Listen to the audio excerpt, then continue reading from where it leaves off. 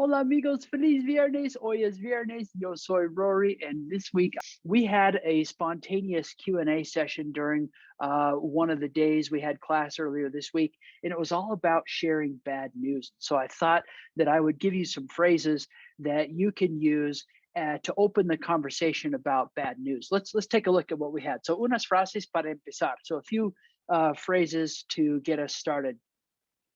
Desafortunadamente, no tengo buenas noticias hoy. So unfortunately, I don't have good news today. ¿Podemos hablar sobre los resultados? Can we speak about the results? Or necesitamos hablar sobre los resultados. We need to talk about the results. Los resultados de la biopsia, the biopsy, el análisis de sangre, el TAC, which is a CT scan, or whatever it is, whatever the results are that you want to talk about. Maybe you want to tell your patient what you've done. You've listed, oh, here's everything we've done. Nosotros hicimos XYZ. Los resultados nos preocupan. The results concern us. Pueden significar que usted tiene. It might mean that you have, and whatever it is that you need, whatever bad news you need to break. Los imágenes, or las pruebas, the images, or las pruebas, the tests que hicimos sugieren. So the tests or the images that we did suggest whatever the condition is. Sugieren cáncer, or sugieren whatever it might be. Okay. All right, let's keep going.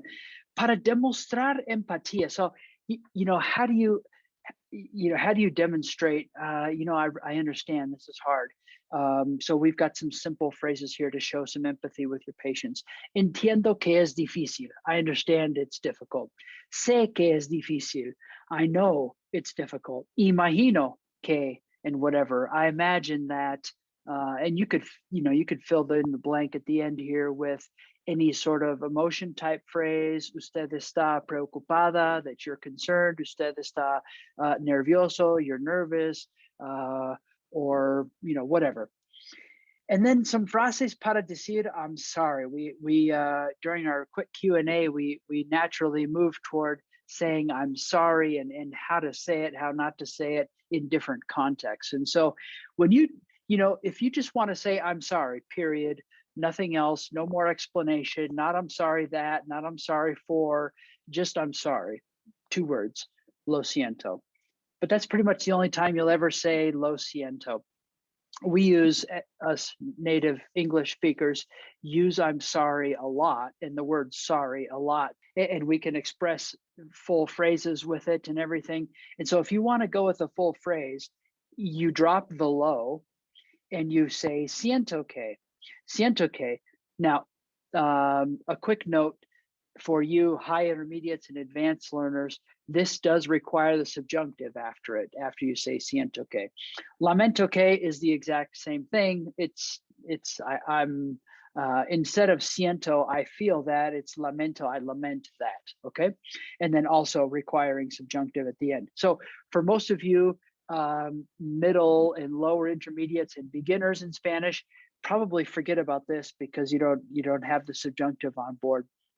But we also in English say I'm sorry to mean excuse me, or they say sorry, or we say sorry to really say oops, I bumped into you, excuse me, but we'll say sorry. So in that case, go with perdone or disculpe. Perdone or disculpe, both of those work really well for when you bump into someone or you make a quick mistake or something like that. Okay, those perdone, disculpe. Lo siento doesn't really fit.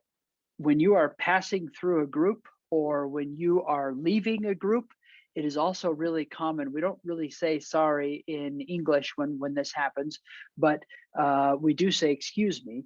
And so when you want to go through a group or leave a group, then con permiso is your word that you'll use.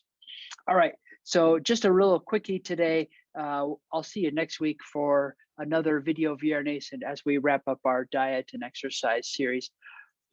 If you learned something today, hey, like this video, and if you'd like to get updates for more videos, make sure you subscribe to our channel, and we'll see you next week for more on our diet and exercise series. Ciao.